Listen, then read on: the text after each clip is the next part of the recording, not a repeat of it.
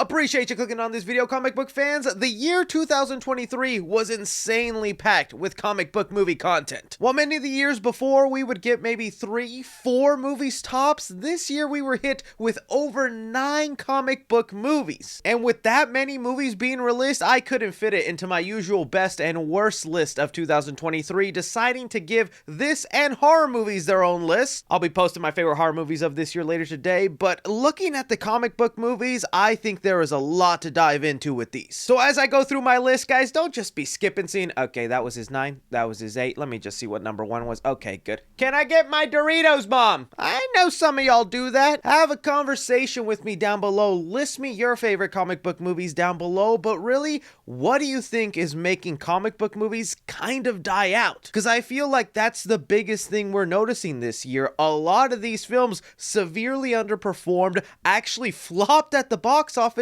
I think only 2 of the movies on the 9 I have here actually turned a decent profit. The golden age of going out to see comic book movies seems to be gone, and maybe looking at this list we can figure out why people just aren't excited for them like they used to be. But alright, starting things off here with number 9 on my list, The Marvels. Well, it's very easy for people to just dogpile on the Captain Marvel character and it as a whole. The Marvels to me represents everything I think the MCU is just doing wrong. A movie that requires you to do a ton of homework and watching several different Disney Plus shows, diving us into a story that is not self-contained and focusing on the characters at hand, but instead treating the film like a setup to your overall universe that felt like it was just rushing to get to its post-credit scene to be like, hey, you like X-Men and Beast, right? Tell your friends so we can make this movie a billion-dollar hit. Kamala Khan, to me, definitely made this movie really enjoyable. I do like the trio dynamic, but the villain was forgettable. Some of the CG wasn't great. Honestly, I felt like this was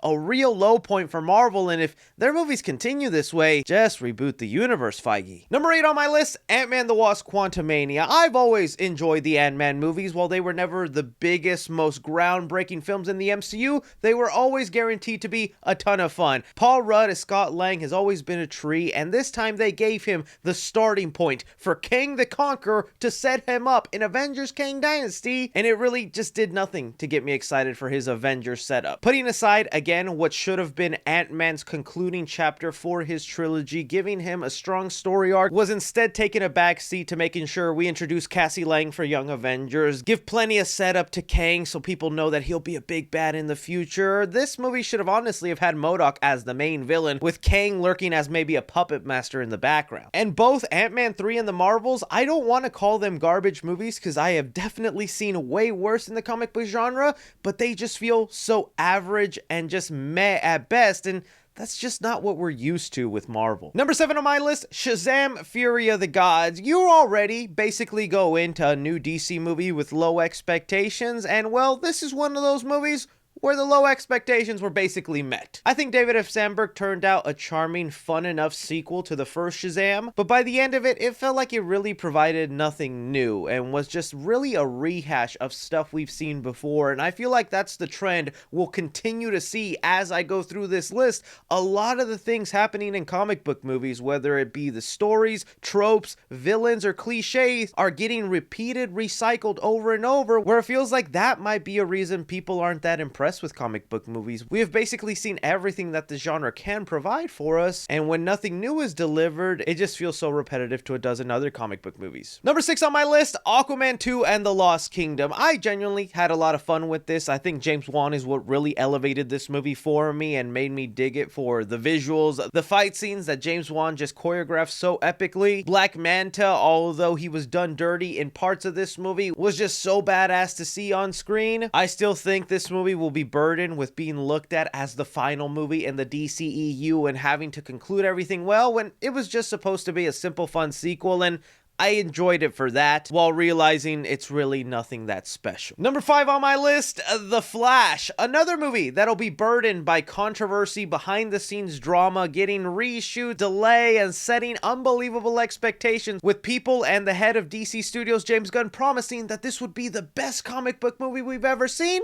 it turned out to be pretty fun and a really good time, in my opinion, but it isn't without its many flaws. The CGI, the weird ending to this story just to get a joke cameo from Batman and Robin George Clooney. To me, the strongest moments in The Flash outweigh a lot of the negatives. I think it was still a pretty enjoyable Flash movie that even made the DCEU feel like a whole, with inclusions of Wonder Woman, Ben Affleck Batman. But I will continue to say I understand why people bash this movie, and I won't even argue with you. Number 4 on my list, Blue Beetle. This is where a little bit of my bias comes in, because like I said, this movie did a lot to represent my Mexican culture on screen. That and the fact that I've always thought Blue Beetle was a character deserving of his movie, I never thought that would happen. It's one of the hidden gems in the DCEU, and while this movie is played with a lot of retreading the typical hero origin story that we see in superhero movies, it was done really fun. The cast dynamic was really great. It made me shed a tear. I think the action scenes look pretty badass, and even if the events of this movie don't stay canon to the DCU, I'm glad James Gunn is keeping Solo Maridueña to be Blue Beetle for his DCU. This is definitely one of those DCEU movies I'll have on repeat in my house as the years go by. Beginning to the big 3 kahunas, starting off with Teenage Mutant Ninja Turtles Mutant Mayhem. I remember the doubts and the shaming an animated TMNT movie that was produced by Seth Rogen was getting online. I remember thinking, no, Seth Rogen has done a lot of great things in the comic book universe. Trust the man and let him cook. And the weekend this movie came out, I was so happy to see a lot of people enjoying this movie. Not only do I really dig the art style, leaning into some of the hand-drawn scribbles you would see on a teenager's notepad, the idea to actually focus on the teenage aspect of these turtles. I know that's a complaint in the film, they feel a little too young, but knowing that they have maybe 3 movies planned, the idea to see these turtles grow in their teenage years I think is so smart. The thing also I'm loving about the Ninja Turtles is that every adaptation feels distinct and different with each other. Having this one end with them attending high school sets up an exciting possibility for me in their future. Never did I think a Teenage Mutant Ninja Turtle movie where the words Riz were spoken would be awesome, but man, it happened. Really can't wait to see what else is next for the TMNT. Number 2 on my list, Guardians of the Galaxy 3. These next 2 movies are the movies that continue to hold my faith that comic book movies can still hit home. A movie like Guardians of the Galaxy 3 is what people expect when they buy a ticket to a comic book movie. They want to laugh. They want to see cool action. They want to see characters they care about, and they want to feel emotionally attached to the story at hand. It's honestly movies like Guardians of the Galaxy 3 that set such high standards to other comic book movies that when they just don't compare,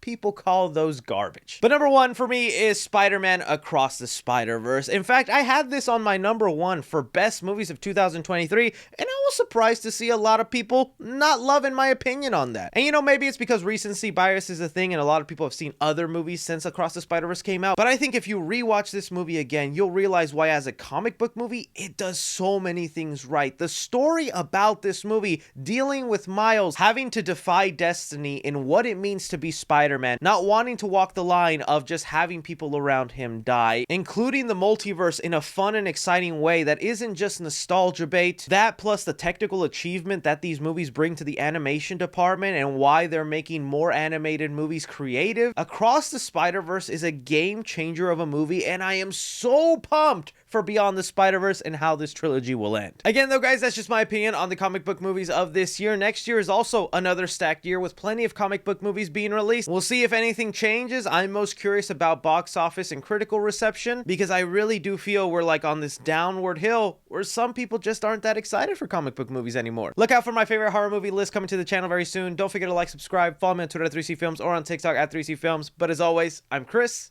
Take care.